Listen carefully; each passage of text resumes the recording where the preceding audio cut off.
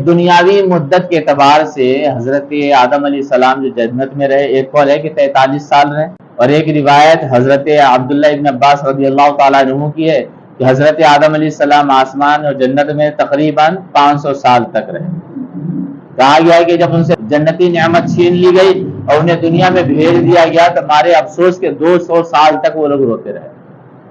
تو پتہ یہ چلا کہ جب کوئی نعمت چھن جائے تو اللہ تبارک و تعالیٰ کی بارگاہ میں گریہ وزاری کرنا چاہیے، اللہ تبارک و تعالیٰ راضی ہوتا ہے۔ شیطان اور ابن آدم، آدم علیہ السلام کی اولاد میں لڑائی ہے، آدم علیہ السلام کی اولاد اور شیطان میں کیا ہے؟ لڑائی ہے، اس لیے کہ ان دونوں کا بہت بڑا رول ہے ہمیں جنت سے نکالنے میں۔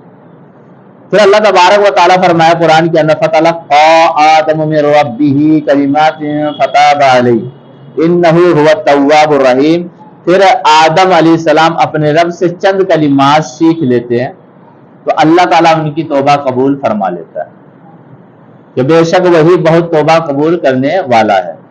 ہوتا یہ کہ جب دنیا میں آ گئے تو اپنے کیے پہ شرمندہ تھے، ان سے جو غفلت ہوئی تھی، لغزش ہوئی تھی، اس پہ یہ بہت ہی شرمندہ تھے اور رو رہے تھے میاں بیوی دونوں۔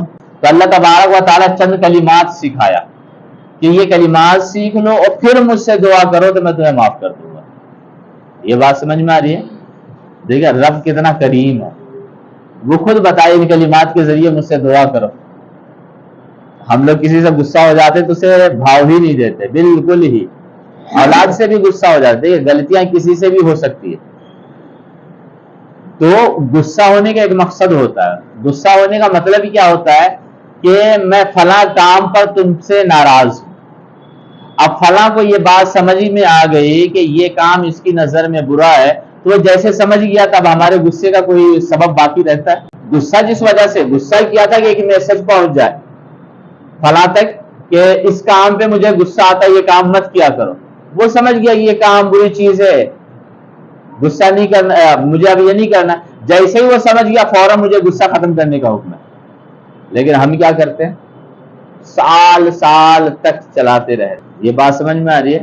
تو یہ مومنوں کی شان نہیں ہے، مومنوں کی عادت نہیں ہے، بلکہ سامنے والا بھائی ہمارا جیسے جان جائے یا ہماری بہنیں یا چاچا وغیرہ جان جائے کہ فلاں چیز کی وجہ سے غصہ ہے اور وہ سمجھ جائے کہ ہاں یہ کام غلط ہوا، تو فوراً آگے بڑھ کے معافی تلافی کرنی چاہیے۔ وہ میسج پہنچ چکا ہے کہ ہاں یہ کام درست نہیں ہے۔ تو اللہ تبارک و تعالیٰ آدم علیہ السلام کو کچھ کلمات سکھایا۔ اب علماء کرام یہ کہتے ہیں کہ وہ کلمات کون سے ہیں؟ امام ابن جریر یہ اپنی سند کے ساتھ روایت کرتے، راوی حضرت عبداللہ ابن عباس رضی اللہ تعالیٰ عنہ ہیں، وہ بیان کرتے کہ حضرت آدم علیہ السلام نے کہا اے رب کیا تو نے مجھے اپنے دست قدرت سے پیدا نہیں کیا؟ اللہ تبارک و تعالیٰ فرمایا کیوں نہیں، یعنی میں نے اپنے دست قدرت سے تجھے پیدا کیا۔ کہا کیا تو نے مجھ میں اپنی پسندیدہ روح نہیں پھونکی ہے؟ اللہ تبارک و تعالیٰ فرمایا کیوں نہیں، میں نے پھونکی ہے۔ کہا کیا تو نے مجھے اپنی جنت میں نہیں رکھا؟ اللہ تبارک و تعالیٰ فرمایا کیوں نہیں، کہ میں نے تجھے اپنی جنت میں رکھا ہے۔ عرض کیا اے رب کیا تیری رحمت تیرے غضب پر غالب نہیں ہے؟ تیرے غضب پر تیری رحمت غالب ہے۔ اللہ تبارک و تعالیٰ فرمایا کیوں نہیں؟ تو حضرت آدم علیہ السلام عرض کرتے ہیں کہ یہ بتا اگر میں توبہ کروں اور اصلاح کروں تو کیا تو مجھے اپنی جنت کی طرف لوٹا دے گا؟ اللہ تبارک و تعالیٰ فرمایا ہاں۔ حضرت آدم علیہ السلام کہتے ہیں کہ تیری رحمت تیرے غضب پر غالب ہے، اور جب یہ معاملہ ہے تو اگر میں توبہ کروں اور اپنی اصلاح کر لوں تو کیا تو مجھے اپنی جنت کی طرف لوٹا دے گا؟ اللہ تبارک و تعالیٰ فرمایا ہاں۔ یہ بات سمجھ میں آ رہی ہے؟ یہ اللہ تبارک و تعالیٰ کتنا کیا بتائیں، دنیا معاف کرنے کے لیے تیار نہیں ہے۔ رب ہر چیز دینے کے بعد غلطی ہو جاتی ہے تو کہتا بندے ایک بار توبہ کر لے میں معاف کر دوں گا۔ اس کی شانی کریمی کی بات کیا کریں۔ جامع البیان میں ہے کہ وہ کلمات قرآن کی ایک آیت ہے ربنا ظلمنا انفسنا وان لم تغفر لنا وترحمنا لنکونن من الخاسرین، اے ہمارے رب ہم نے اپنی جانوں پر زیادتی کی ہے، اگر تو ہماری مغفرت نہیں کرے گا، تو ہم پہ رحم نہیں کرے گا تو ہم نقصان اٹھانے والوں میں سے ہو جائے گا۔ اور حقیقت یہ ہے کہ اگر ہم سے گناہ ہو جائے تو کائنات میں کون سا ایسا در ہے جس کے پاس جائے تو ہمیں معاف کر دے؟ ایک ہی تو دروازہ ہے، رب کا دروازہ ہے، تو وہیں جانا ہے۔ اگر وہ معاف نہ کرے تو ہم سے زیادہ خسارے میں کون رہے گا؟ ایک بزرگ کا واقعہ ہے کہ وہ حج کے لیے جاتے اور احرام باندھنے کے بعد جیسے کہتے اللہم لبیک تو ایک غیبی آواز آتی ہے لا لبیک تیری حاضری قبول نہیں ہے. تو ایک دن وہ احرام باندھے حج پہ جانے کے لیے یا عمرے پہ جانے کے لیے کہ اللہم لبیک، آواز آئی لا لبیک. وہیں ایک نوجوان تھا کہ یہ آواز کیسی ہے؟ کہا مجھے کہا گیا کہ تیرا حج کیا قبول نہیں ہوگا، تیرا عمرہ قبول نہیں ہوگا. پھر بھی جاؤں گا. یار تیرا عمرہ قبول نہیں ہوگا، حج قبول نہیں ہوگا تو تو مکہ کیوں جا رہا ہے؟ اپنا گھر بار چھوڑ کے وہاں تک جا رہا ہے، پھر سفر کرے گا، صعوبتیں برداشت کرے گا، تکلیفیں جھیلے گا، پھر تجھے کوئی نفع ہونے والا نہیں. اللہ تبارک و تعالیٰ یہی بتا دیا ہے کہ تیرا حج قبول نہیں ہوگا، تیرا عمرہ قبول نہیں ہوگا، پھر جا کیوں رہا ہے؟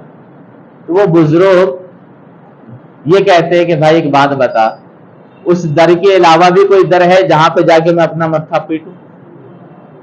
وہ قبول کرے یا دھتکار دے اس کی مرضی، مجھے جانا تو اسی کے در پہ ہے.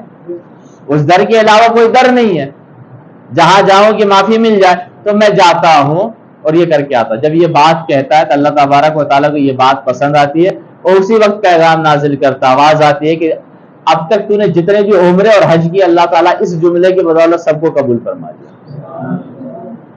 تو یہ ہمیں یہ بات ایک دم گانٹھ باندھ کے رکھ لینی ہے کہ رب کے علاوہ کوئی ہمارے گناہوں کو معاف کرنے والا نہیں ہے. رب کے علاوہ کوئی بھی ہم پہ رحم و کرم کرنے والا نہیں ہے. ہم اس کے بندے اسی کے در پہ رہیں گے چاہے جیسے بھی ہو. ایک شاعر کا شعر ہے، گنہگار سہی امت رسول تو ہے، گنہگار سہی امت رسول تو ہے، ہزار کانٹوں کی جھرمٹ میں ایک پھول تو ہے. ہم نبی صلی اللہ علیہ وسلم کی امتی ہے. یہ واسطہ دے کہ اللہ تبارک و تعالیٰ سے مانگیں گے تو وہ کیا نہیں دے گا؟ آدھا گھنٹہ، ایک گھنٹہ، جتنا مانگے رب سے مانگ رہے.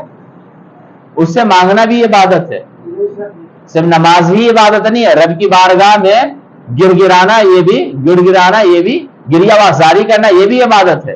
رونا دھونا آہ وزاری کرنا یہ بھی عبادت ہے. اس سے مانگنا کہ مولا تو مجھے دے دے یہ بھی عبادت ہے. تو بھائی کیوں نہ کریں؟ اور ہمارے پاس ابھی ایک فارمیلٹی ہے کہ نماز کے بعد دعا مانگتے ہاتھ اٹھائے چل دیے. تو بھائی کون آپ کو نعمت دیتا ہے؟ آپ مانگے تو باس سے 10 مرتبہ کہتے ہیں کہ باس پرموشن کر دو نا، باس پرموشن کر دو نا. کبھی گفٹ لے کے جا رہے ہیں، کبھی وہ لے کر جا رہے ہیں. اللہ تبارک و تعالیٰ سے کتنی مرتبہ کہتے؟ 2 مرتبہ کہتے پھر کہتے اللہ تعالیٰ تو میری دعائی قبول نہیں کرتا. حضرت آدم علیہ السلام 200 سال تو روتے رہے، 40 دن تک کھانا پینا نہیں کھائے، 100 سال تک اپنی بیوی کے پاس نہیں گئے، پھر جا کے ان کی توبہ قبول ہوئی ہے.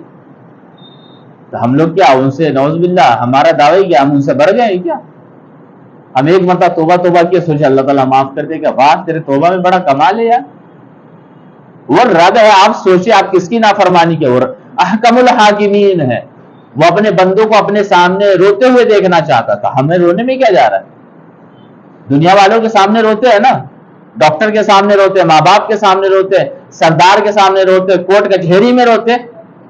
تو یہاں عزت نہیں ملتی، لیکن رب کے سامنے روئیں گے تو گناہ بھی معاف کرے گا، عزت بھی عطا فرمائے گا. یہ بات سمجھ میں آ رہی ہے؟ تو ہم آگے بڑھتے ہیں. بہرحال یہ بات ہم کرتے رہیں گے. امام طبرانی یہ روایت کرتے ہیں، معجم الصغیر کے اندر ہے. امام بیہقی، علامہ ابن جوزی اور امام حاکم اپنی اپنی سند کے ساتھ اس کو روایت کرتے ہیں. حضرت عمر بن خطاب رضی اللہ تعالیٰ بیان کرتے ہیں کہ نبی صلی اللہ علیہ وسلم نے فرمایا کہ جب آدم علیہ السلام سے لغزش ہو گئی تو انہوں نے سر اٹھا کر عرش اعظم کی طرف دیکھا، فرمایا کہ اللہ میں محمد کے وسیلے سے تیری بارگاہ میں دعا کرتا ہوں تو میری مغفرت فرما. میں محمد صلی اللہ علیہ وسلم کے وسیلے سے تیری بارگاہ میں مغفرت طلب کرتا ہوں، دعا کرتا ہوں، میری دعا قبول فرما، میری مغفرت فرما. تو اللہ تبارک و تعالی ان کی طرف وحی کیا اور پوچھا محمد کون ہے؟ اللہ تبارک و تعالیٰ کا انداز کیا ہے. حضرت آدم علیہ السلام کے دل میں ڈالا بھی، اور حضرت آدم علیہ السلام دعا کیا کرے گی؟ اللہ میں محمد کے وسیلے سے تیری بارگاہ میں دعا کرتا ہوں، میری دعا قبول فرما، میرے گناہوں کی مغفرت فرما. اللہ تبارک و تعالیٰ کیا وحی نازل کیا اور پوچھا کہ محمد کون ہے. یہ بات سمجھ میں آ رہی ہے؟ حضرت آدم علیہ السلام کہتے ہیں کہ تیرا نام برکت والا ہے، تیرا نام برکت والا ہے. جب تو نے مجھے پیدا کیا تو میں نے سر اٹھا کر عرش کی طرف دیکھا تو اس پر لکھا ہوا تھا لا الہ الا اللہ محمد رسول اللہ. تو میں نے جان لیا کہ تیرے نام کے ساتھ جس کا نام ہے تو اسے کائنات میں سب سے زیادہ پیار کرتا ہے. اور جس کا مرتبہ تیرے نزدیک سب سے اونچا ہے اور سب سے عظمت، سب سے زیادہ تو نے اسے عظیم اور عظمت والا بنایا ہے، تو اس کے نام سے جب میں دعا کروں گا تو میں نے جان لی کہ تو میری دعا رد نہیں کرے گا۔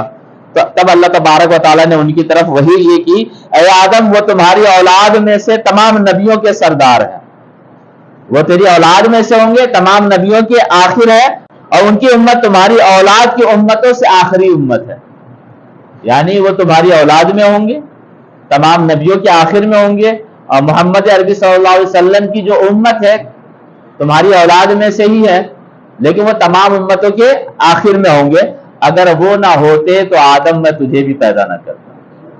اب اسی حدیث کو میں بتایا کہ امام بہقی، علامہ ابن جوزی، امام حاکم اپنی اپنی سند کے ساتھ روایت کی ہے، امام طبرانی کی ہم نے روایت پیش کی، حافظ نور الدین ہیثمی، علامہ جلال الدین سیوطی اس حدیث کو بیان کرتے ہیں، اور علامہ ابن کثیر اس حدیث کو امام حاکم اور ابن عساکر کے حوالے سے لکھتے ہیں، اور اس کے آخر میں پوری روایت یہی ہے، آخر میں وہ کہتے ہیں کہ اللہ تعالیٰ نے فرمایا، اے آدم تو نے سچ کہا کہ مجھے مخلوق میں سب سے زیادہ اگر کوئی محبوب ہے تو محمد عربی ہے، جس کے وسیلے سے تو دعا کر رہا ہے، مجھے مخلوق میں سب سے زیادہ پسند ہے، اور جب تم نے ان کے وسیلے سے سوال کیا ہے تو میں نے تم کو بخش دیا، ان کے وسیلے سے سوال کیا تو میں نے تمہیں بخش دیا، اگر محمد نہ ہوتے تو میں تجھے بھی پیدا نہ کرتا۔ البدایہ والنہایہ کے اندر ہے۔